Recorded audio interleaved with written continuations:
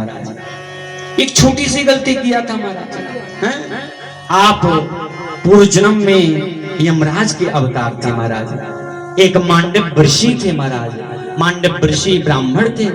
के आश्रम में ले जाकर के कुछ राजकोष की संपत्ति ला करके रख दिया, और आज उसी राजा के जो राजगीर थे महाराज, उन लोगों ने चोर को ढूंढते ढूंढते मांडव ऋषि के आश्रम में जब प्रवेश किया तो देखा चोर तो नहीं मिले, लेकिन राजकोष की जो संपत्ति थी ना वो मांडव सूली पर लटका दिया जाए महाराज। मेरे प्यारे, सूली पर लटका दिया मांडव ऋषि को, और जब सूली पर लटका दिया गया ना तो मांडव ऋषि जब सूली पर लटकने के लिए तैयार हुए ना तो उसी समय बंधु गायत्री मंत्र का जाप करने लगे, और गायत्री मंत्र का जब अधिष्ठान करने लगे तो उसका प्रभाव ये हुआ कि जो सूल की जो नोक थी महाराज, इस पर कोई प्रभाव नहीं पड़ा।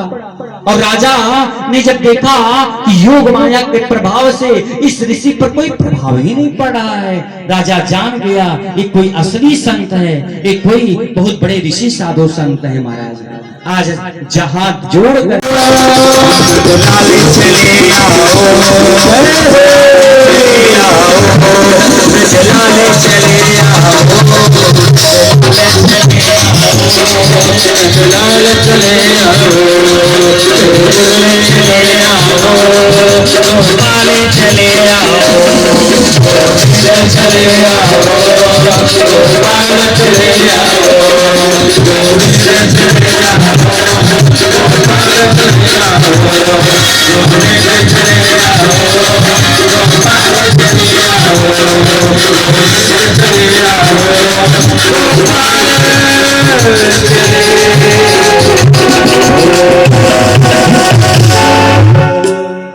मेरे प्यारे, जब समस्त देवी देवताओं ने भगवान को पुकारा ना तो भगवान प्रकट हो गए और बोले देवी देवताओं मैं जरूर प्रकट होऊंगा, लेकिन उसके साथ साथ तुम लोगों को भी प्रकट होना पड़ेगा।